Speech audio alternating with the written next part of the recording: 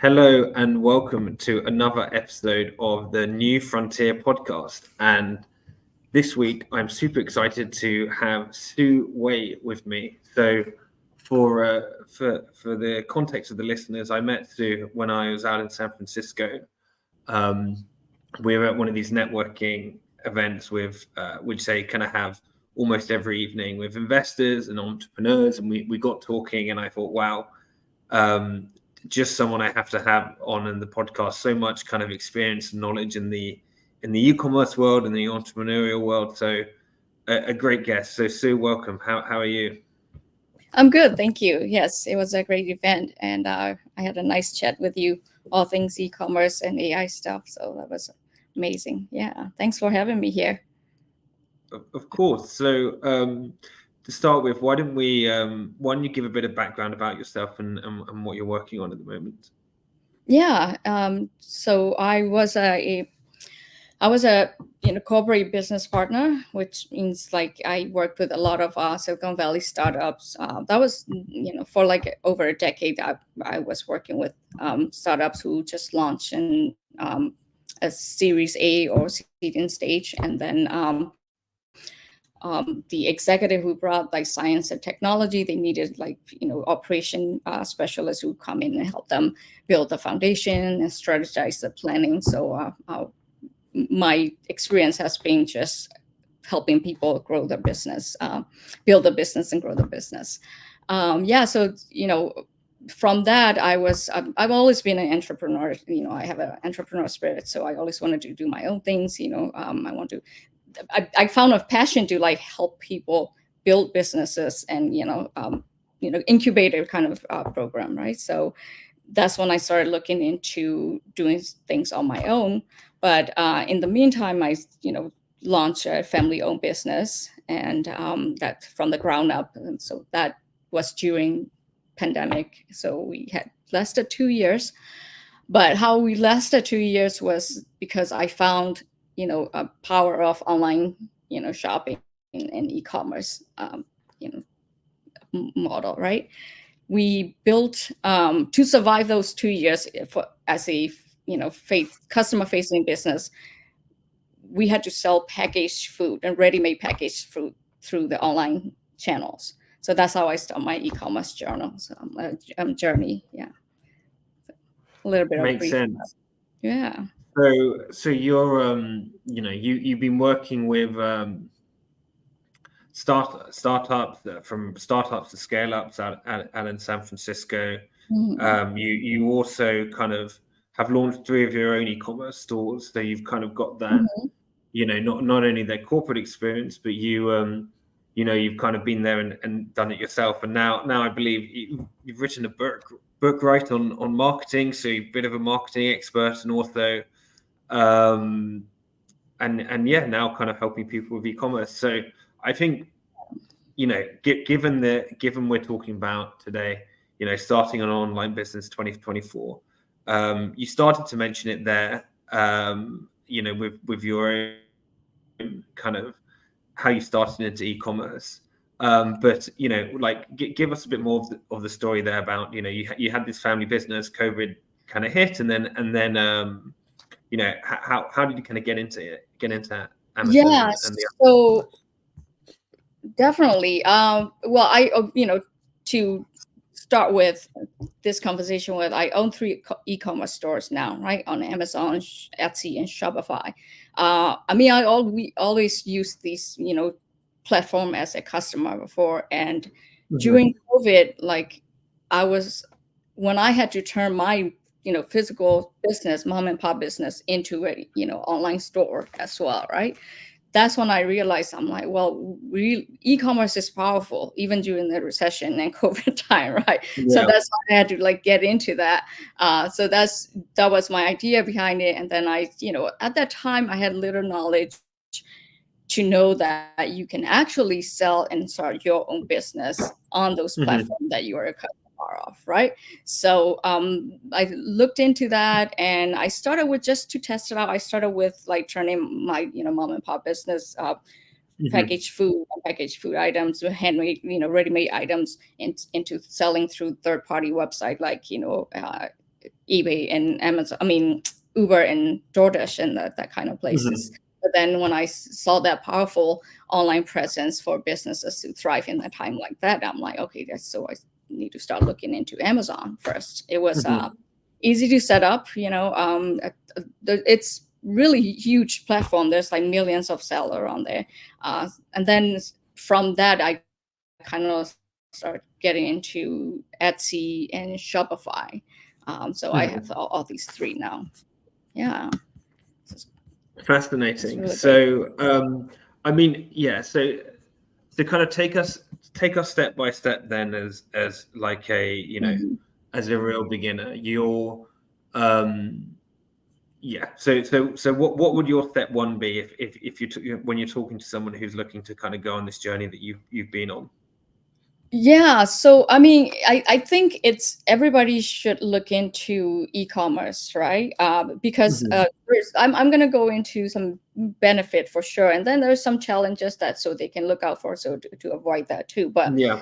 the main, the thing for anybody, for me personally, let me start with that. I love how you can build a profitable e-commerce business without having to work full-time hours. That's always been my perks and benefit in my head. It's like it's not just side hustle like people claim it to be. If you really do it right, you can work less hour and run your profitable business on e-commerce, right? So, but then, after I start the Amazon store, I'll deep dive into a little bit of the benefits. So, see, the great thing about I would know because I had a physical store before, right? Like a restaurant, you need like customer coming into the store and and the limited capacity and whatnot.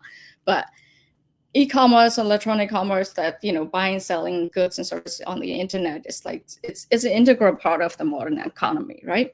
So it has a global reach. It allows businesses to reach global audience. Customer support can be outside of your customer and support can be outside of your local area. Very convenient. It allows businesses owner to set up faster than what you would need to set up the physical store, right? So that's the beauty of e-commerce. And then consumer can shop anytime, anywhere. And the best part about it is, like I said, that owner doesn't have to sit in front of the computer to be selling it all day long, right? Like you're bringing in money even when you're sleeping. Cost efficient.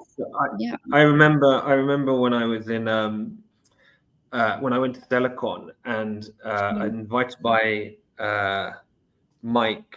And anyway, Mike, I forget his surname, but he kind of runs Amazing, I think it's called, in a group of sellers. And he was saying how he is managing his 7-figure e-commerce business in 1 hour in the morning, which is just, I mean, obviously a lot of work, Yeah. I don't want to pretend, and as we both know as entrepreneurs, a lot of work goes into this, but like in terms of just running something, that he was literally saying that he's also running this kind of Amazing, the seller community. They do the events like SellerCon. He's got a bunch of different stuff on his plate, like groups and masterminds and everything else. And he's kind of running his own store. And he literally says he shared his schedule, and he's kind of like waking up at 6 a.m. or something, going to the gym, and then he's doing an hour of e-commerce. So I think the benefits are kind of clear. But in terms of the the step by step, how do people kind of get into this? Oh yeah, so step by step for e-commerce, I think that the important thing I would say is just to finding the niche, right? Like you got to identify, like everybody's different. There's ideas, skill sets, and passions may be a little bit different, but that's not necessarily what you should base on. I'm just saying that's how kind of differentiate different people.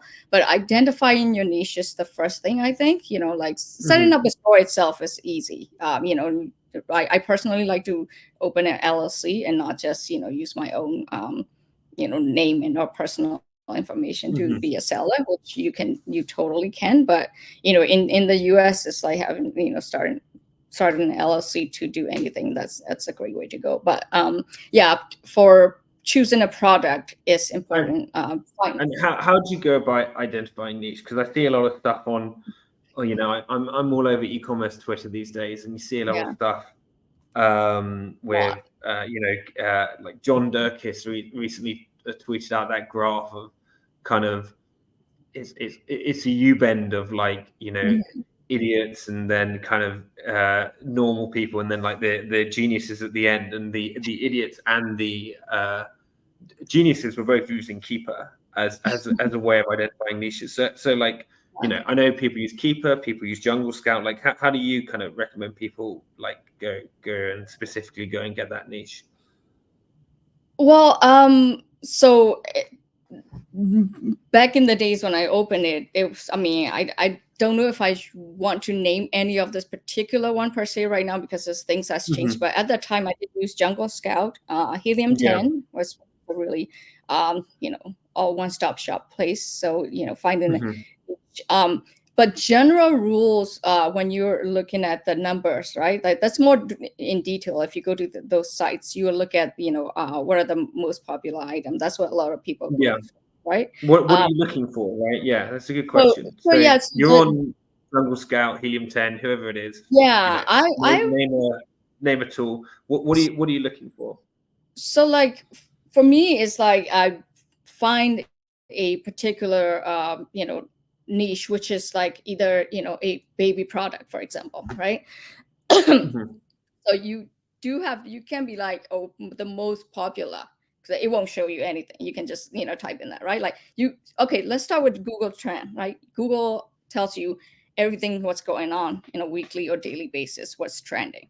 So you Mhm. can literally, yeah, go to Google and like type in Google Trend, and then if any, you know, Google Trend for the most purchased item, for example, on Amazon, for example, right? So if that's Mhm. what you want to go for, and then use that, and then whatever that particular item, like, you know, back then it was poppets, poppet, Mhm. twice, you know, the stress release one, that's for both Yeah. adults and so that was trending. So I typed that into Jungle Scout or Helium 10, I can remember, and then it shows up how many people are selling, what, you know, what are the, you know, packages and what color, what it gives you the, you know, data, like a detail of what is so Yeah. popular right now and how to do it.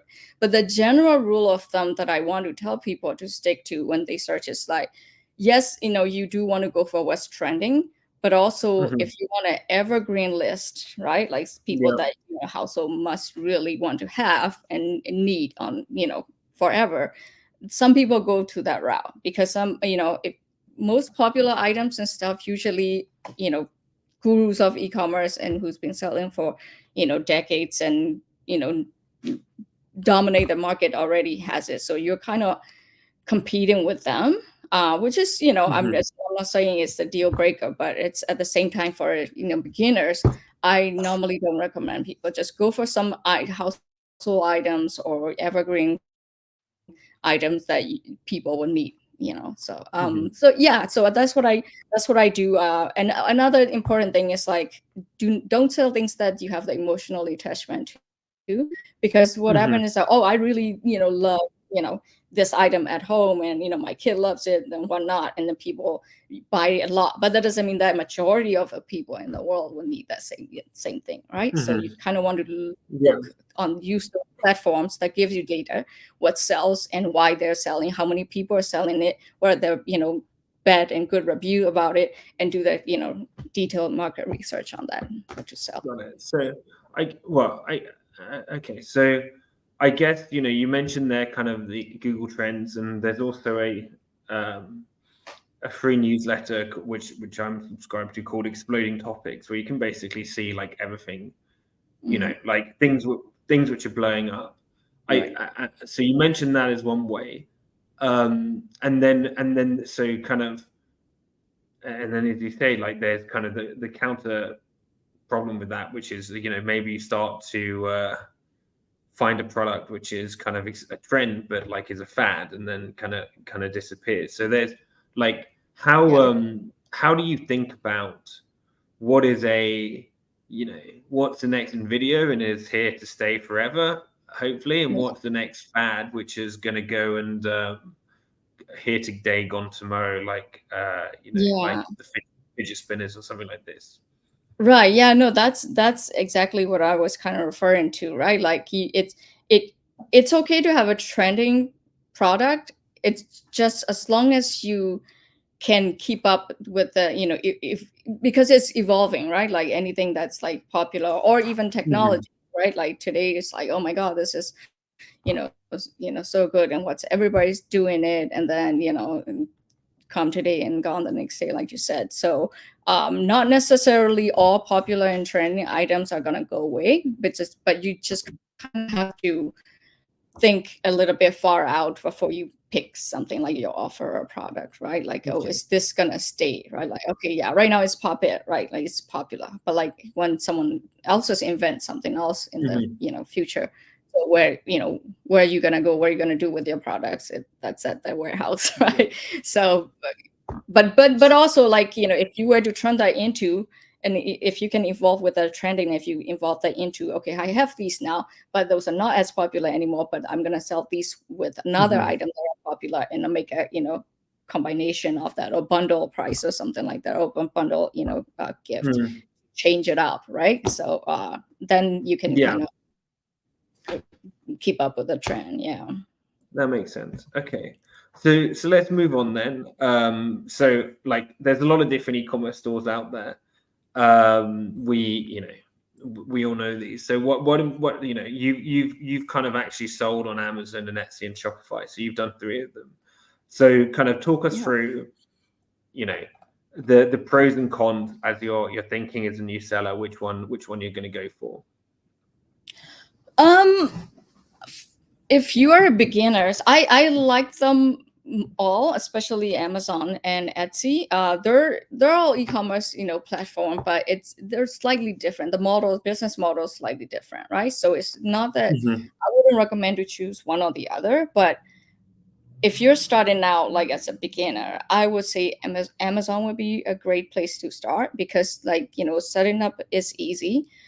And then there's also, big huge market, consumer base there, and the sourcing products, it's really easy for Amazon. You can use local merchant, or you can go to, whatever the product that you want, you can, outsource in, other countries, and put your Mhm. brand on it. It sounds kind of, complicated, but it's not Well, that complicated.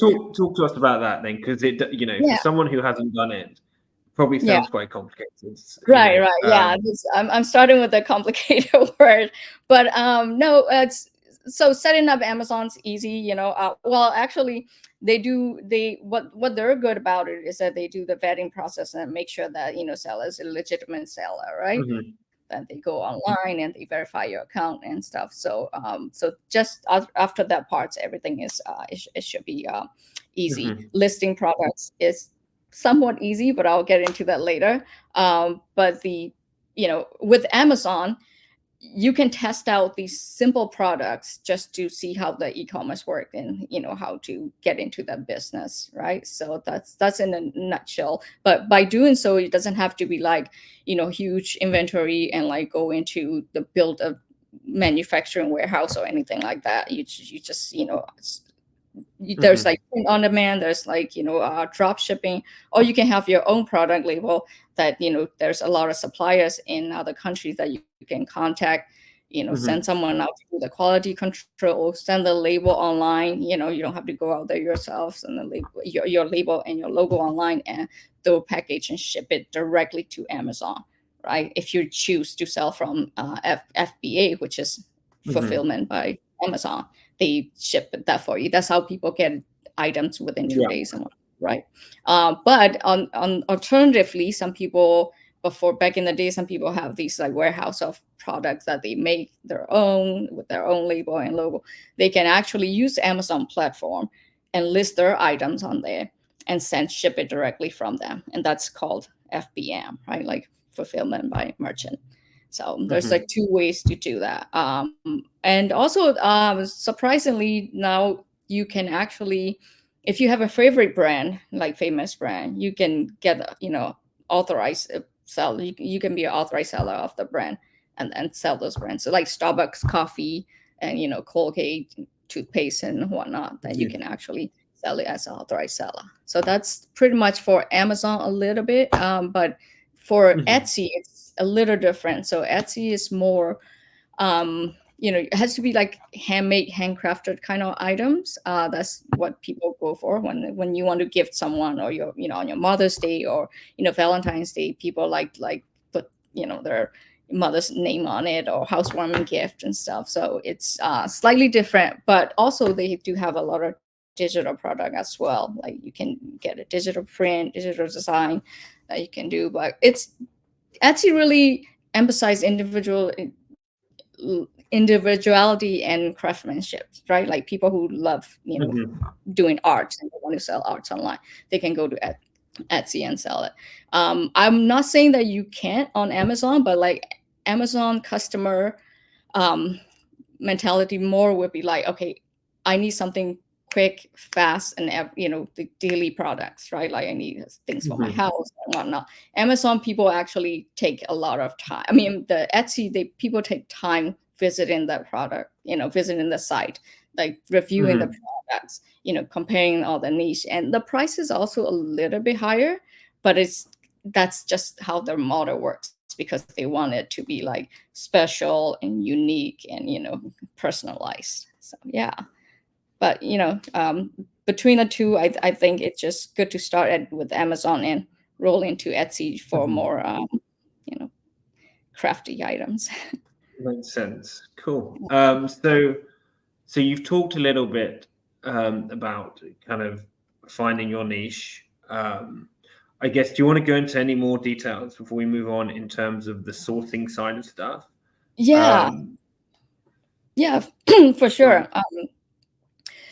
So talking about sourcing, now Etsy and Amazon would be slightly different, because Etsy, for me personally, on most of my products on Etsy are like all US made, handmade, because I want to have them shipped directly from the manufacturer, right, in US. So even though it's not like a guaranteed day shipping, they work with USPS. Obviously, Etsy doesn't have like Amazon delivery trucks. Like Amazon's the whole business model. The main thing is fast shipping, right? Like they do quick shipping, fast shipping, fast return, and that's what a lot of people like it for. Not that all these items cannot be found somewhere else, right?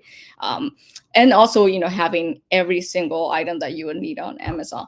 But the sourcing part, I would recommend start with wholesaler, contacting wholesaler in like China, for example, like through Alibaba, or go to AliExpress, Alibaba. I think Alibaba is the one that provide wholesale to businesses, right? So you search your item, go to Jungle Scout, find out what item is that easy to get into. When I meant easy to get into, as in like there's not millions of sellers who's selling way too much already, or you want to find it somewhere in the middle ground, right? Like not the one that nobody, you don't want to go for the one that nobody cares about and nobody buys, or like people once a month, right? You don't want to go for that. You also don't want to go for like super popular trending one with like millions of seller, and as a new seller, you're not gonna you're gonna spend 2-3 months just wasting time on doing marketing. But so find somewhere in the middle, easy to get into as a new seller, can land on the second page if it's not third page, or first page yet. But then find that product, if it's sourceable in China, talk to like maybe at least 8 to 10 suppliers, and like, hey, this is the product I have, or that can you guys make it a quality product, and how much the MOQ is like, really, the more you buy, the cheaper you get, right, if you customize it. So yeah, that's the sourcing part. And then you have to go to have a quality control. There's someone that the company you can hire, logistic company that you can hire to make it, ship it for you all the way to the warehouse. So does it cover the sourcing part that you were kind of looking for? Yeah, that's great. So yeah, that's perfect. Thanks. And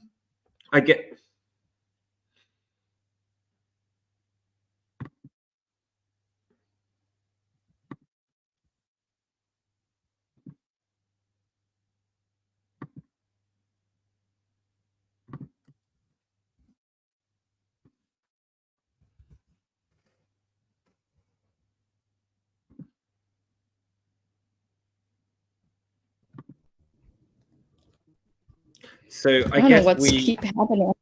Sorry. No worries. So I guess we talked about the sourcing. Next question is, so you've got your products, you found your niche. How do you go about building the product listings? Product listing on the Amazon site or Etsy site. So I'm going to tell you my old ways how I did that product listing, right? For each item that you list, it's unlimited. You don't really have a limit per se. But if you actually send it to the Amazon warehouse, there may be a limit, but how many that you can store. But as far as the listing on the online wise, is no limit. You can sell as much as you want. But in the old days, so I used to have to hire, because of the time constraint, right? Like I used to have to hire the photographer to shoot the photos, and then I had to write descriptions and explain it to them, because that's really important for a customer to know the features and functionality of the product, as well as the nice pictures, right? So that was the kind of an old days thing. But now, I started finding out company like yours, eContent, and came in and integrate the store really fast and really easy, just literally one click away, and then hit connect, and it just loaded up your Amazon store for you. And after that, all the product listing wise on eContent is so efficient and fast. You type in one photo of your product. It doesn't even have to be a super professional photo, like one clean photo, and put what the item is, item description, and then it writes a whole killer description and keywords, and generate multiple images in seconds. So I was pretty impressed with that. So yeah, old way versus new way is just use eContent if you're an e-commerce seller. I mean that. Yeah, it's great how you have that technology in place, and makes sellers' life easier. Business owner definitely need that. But yeah, I do not miss the old ways for sure. Wow, thank you. We didn't we didn't pay you to say that, so that's great. So but moving on, the pain of the seller, so that's how you create exactly. So I mean, e-content definitely and other tools makes people's lives a lot easier. What are some challenges that you face with e-commerce? Yeah, challenges is I kind of mentioned it briefly in the beginning. It's just starting out, especially there's a lot more seller now, so you really have to be really have to have that great product listing, great products that's stands out. But then that's not to say that your product should be the first one in the market. I never go for the product that's a brand new and first one in the market. How would you know the market if nobody ever sold it before, right? You kind of want to go into somewhere, like I said, in the middle ground, somewhere that's an evergreen list, right? Some challenges for e-commerce can be a slow downloading time or downtime when that's in general. I mean, I'm not saying Amazon, will have that problem. If you're using the third-party sites like Amazon and Etsy, they're the one who's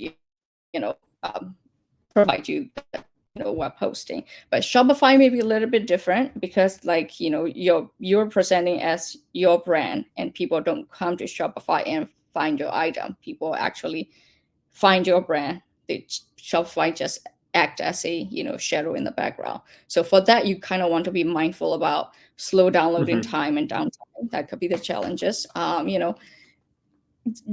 you build a website yourself in the e-commerce, you have to be mindful of kind of fits into optimize for various screen size, right? Some people shop from the phone for the screen. It's not technically a challenge per se, but it's more some people might overlook if there's really rushing into things and just list something online and just only work for website, right? So you kind of want to be versatile for a different type of customers. Effective promoting, that's important. Go ahead. I was going to say, well, that makes sense. So you've kind of talked about, some of these challenges you have there, and I guess kind of we're getting into kind of the close of the half an hour. So I guess, Sue, what are you doing now in terms of we mentioned at the top your kind of coaching business. Yeah. And how can you help listeners? Yeah, so I'm an online business coach, as mentioned at the beginning. So I help people start e-commerce stores, e-commerce business in general, but mainly, for the beginners who will never, had an e-commerce business, I help them start an Amazon or Etsy Mhm. store. That's an easy way to start. And then I also help build them their own brand for any products that they need to sell. So like all e-commerce in general. How I really help them is not just like, hey, here, the way I coach is not like, hey, he's an e-commerce Mhm. store, click here and then give the training where they have to watch and open the Yeah. store. It's more like I work hand in hand and like help them build a brand, craft a business plan for their particular niche and brand, and then provide like a growth plan once they set up and grow. It's like, hey, here's what for their specialized product, right? So here's your product that you should sell and this is how you should market it, right? Marketing is really important. That's one of the challenges that Mhm. people might face, like especially if you're new. So you have to market it very well. So and also find a product that's not a copycat of another Yeah, person. So yeah, for that's sure. what I kind of help with. And if obviously, I'm sure you work very closely with people and their specific brands and niches, and as you say, but if you're going to give kind of generic, like 2 minutes of advice to people starting out, what would that be? Yeah, in general, like catch the trend early or whatever that business niche that you get into. That's really important. You gotta have a plan to adapt the strategy Hmm.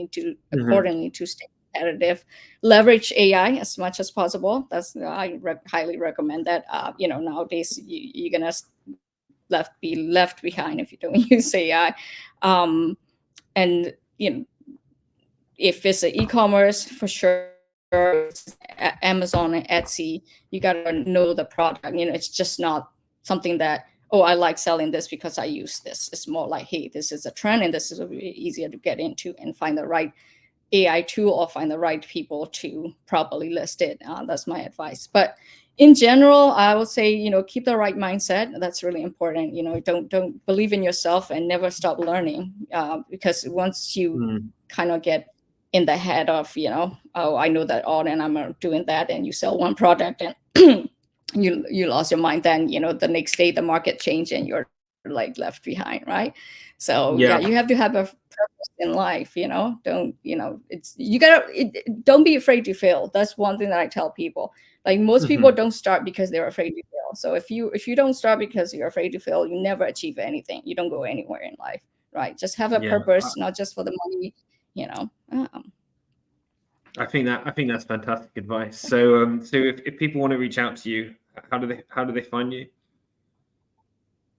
Yeah, so they can find me on, my website's name is riseabovetheordinary.net. If you go there, there'll be a book or Nice call, name. options are there. Yeah. Yeah, we can post it online as well. Rise above the Hmm. ordinary. So